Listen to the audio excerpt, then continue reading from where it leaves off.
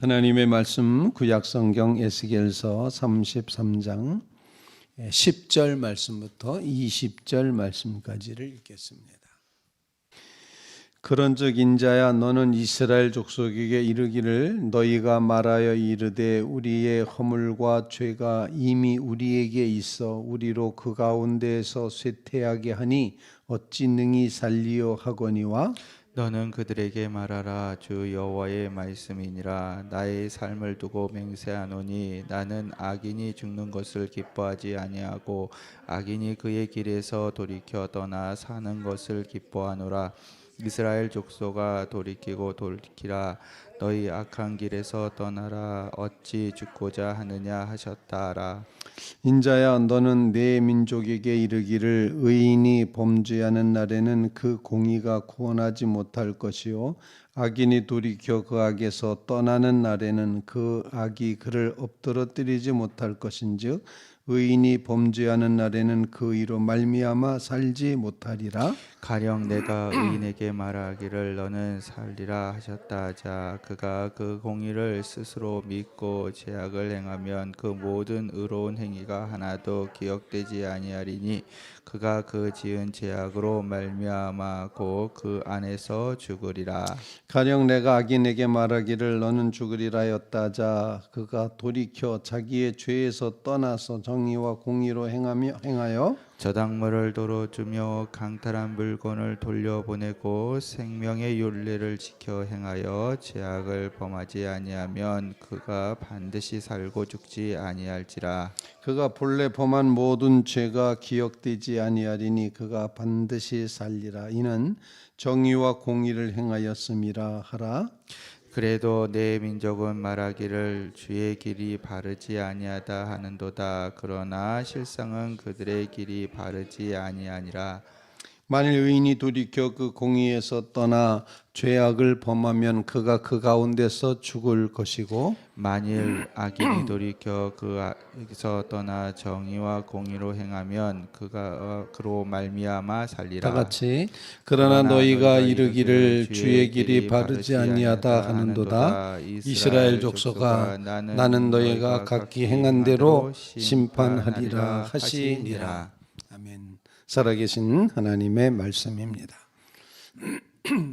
앞서서 에스겔 18장 말씀에는 아버지가 신포도주를 먹었다고 자식의 이가 시다는 그런 속담에 대해서 하나님께서 그렇지 않다고 하시면서 3대에 걸친 말씀을 하신 적이 있었습니다.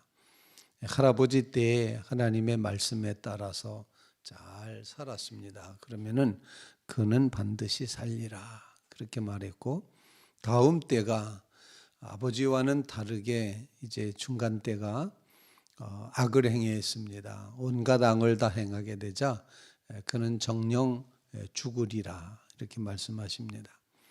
다시 손주 때의 이야기를 또 합니다. 그런데 할아버지 때를 보고 아버지 때를 보니 내가 어떻게 살아야 될까 생각하다가 하나님을 올바로 섬기며 살아야 되겠구나 해서 하나님의 말씀에 따라 살았다. 그런데 그 손주도 반드시 죽지 않고 살리라 이렇게 이미 에스겔 18장에 이런 말씀을 주신 적이 있었습니다.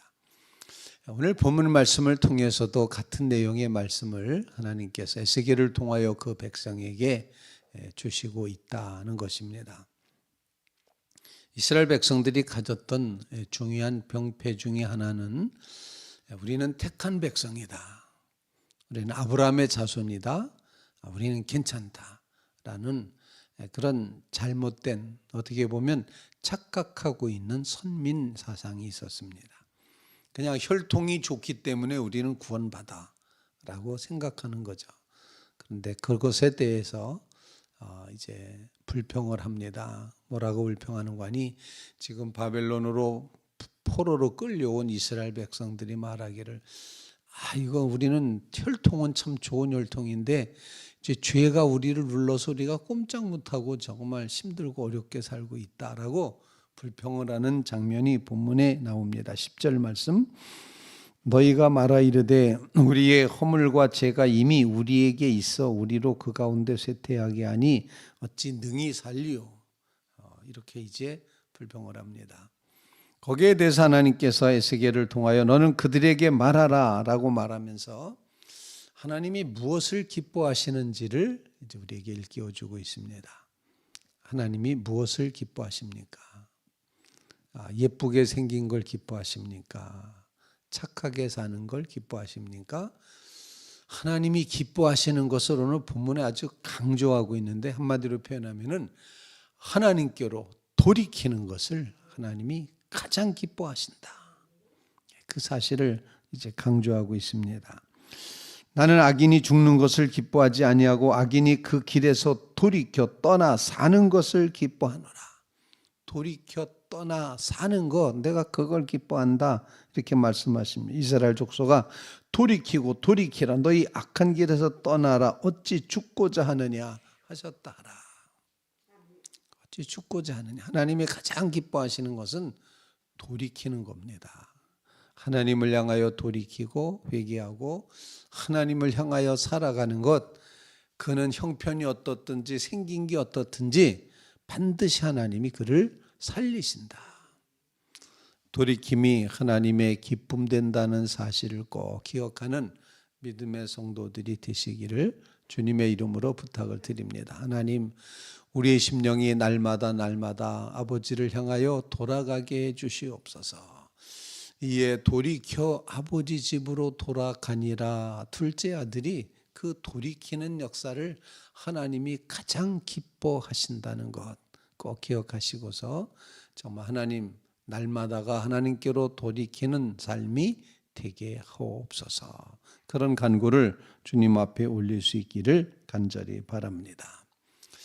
두 번째 기도 제목입니다. 이스라엘 백성들이 또 그런 생각을 합니다. 왕년에 우리가 잘해놓은 게 있어. 왕년에 정말 훌륭하게 살았었어. 업적이 좋았어. 공로를 잘 세워서 의롭게 살았어. 이렇게 과거에 이제 의롭게 살았던 것을 기대하고 그러니 현재는 죄를 져도 괜찮아라고 생각하는 그런 잘못된 생각이 있었습니다. 그래서 오늘 본문 말씀에서는 과거의 의가 지금의 악을 대신할 수 없다. 지금의 악, 지금 구원이 중요하고 지금 선하게 사는 게 중요하고 지금 의로운 것이 중요하지 과거에는 어떠했어도 이제 지금이 문제다라는 말씀을 길게 이제 표현하고 있습니다. 12절 말씀에 너는 내 민족에게 이르기를 의인이 범죄하는 날에는 그 공의가 구원하지 못할 것이요. 과거에 의인으로 살았습니다. 의인이라고 인정을 받았어요. 그런데 그도 범죄하는 날, 지금은 그 공의가 지금 범죄한다면 그 공의가 그를 구원하지 못할 것이요. 과거에 악인이었어요. 악하게 살았어요. 그런데 과거에 악인이지만 돌이켜 그 악에서 지금 떠나는 날에는 그 악이 그를 엎드러지지 못할 것인즉 의인이 범죄하는 날에는 그 의로 말미암아 살지 못하리라. 과거에 의를 세웠으니까 난 괜찮아 라고 말할 수가 없다는 것입니다. 가령 내가 의인에게 말하기를 13절 말씀입니다. 너는 살리라 하였다 하자 그가 그 공의를 스스로 믿고 나는 공의를 이제 얻었어 괜찮아 라고 그렇게 스스로 믿고 죄악을 행하면 지금 죄악을 행하면 그 모든 의로운 행위가 하나도 기억되지 아니하리니 그가 그 지은 죄악으로 말미암아 곧 그 안에서 죽으리라. 과거는 소용없다. 지금이 중요하다라고 계속 말씀합니다. 14절 말씀 가령 내가 악인에게 말하기를 너 그렇게 악하게 살았기에 너는 죽을 거야 라고 말했다고 하자. 근데 그가 돌이켜 지금 어떡합니까? 자기 죄에서 떠나 공의로 정의로 그렇게 행하면서 저당물 돌려주고 강탈한 물건 돌려보내고 생명의 법 율례를 따라서 살아가고 죄를 범하지 않고 지금 올바로 돌이켜 살면 그가 반드시 살고 죽지 아니하리라. 그가 본래 범한 모든 죄가 기억되지 아니하리니 그가 반드시 살리라. 이는 그가 지금 공의와 정의를 행했기 때문이다. 과거 가지고 구원받는 건 아니고 지금 가지고 구원받는다. 심판, 구원받는 것, 심판이 있어서 구원을 받든지 멸망하든지 죽든지 살든지 두 가지 결판이 나는데 그 모든 결판은 업적도 아니고 과거도 아니고 지금 해야지 된다. 지금의 신앙이 중요하다는 것을 너무도 강조하고 있습니다. 여러분 모두 날마다 새 존재가 되고 날마다 의롭게 살고 날마다가 하나님의 보시기에 살리라 말씀하시는 이 의로운 자의 삶을 날마다 살게 하옵소서. 옛날에 쌓아놓은 것이 소용이 없. 하나님 나라의 법칙은 참 묘합니다. 과거에 쌓아놓은 것에 대해서 그렇게 신경 쓰질 않으세요. 지금 내가 어떻게 사냐. 지금이 중요하다. 옛날에 어떻게 했어요? 옛날에 그거 아무 소용없다는 겁니다. 지금 하나님 앞에 바르게 살아야 된다. 생명의 규례를 따라 살게 하옵소서. 바로 지금 그렇게 살게 하옵소서. 그렇게 기도하는 믿음의 성도들 다 되시기를 주님의 이름으로 이제 부탁을 드립니다. 하나님이 이렇게 말했는데도 이스라엘 백성은 하나님 공평하지 않아요 라고 불평을 합니다. 오늘 본문 17절 말씀, 그래도 내 민족은 말하기를 주의 길이 바르지 아니하다 하는도다. 그러나 실상은 그들의 길이 바르지 않다. 이렇게 표현하면서 의인이 돌이켜 그 공의에서 떠나 죄악을 행하면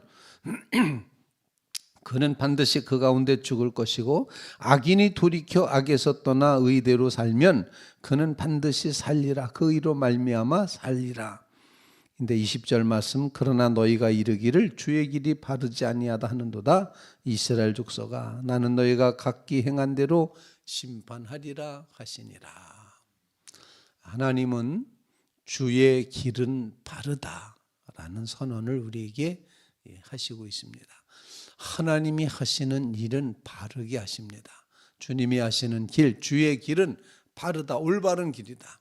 하나님은 반드시 옳게 행하시기만 한다.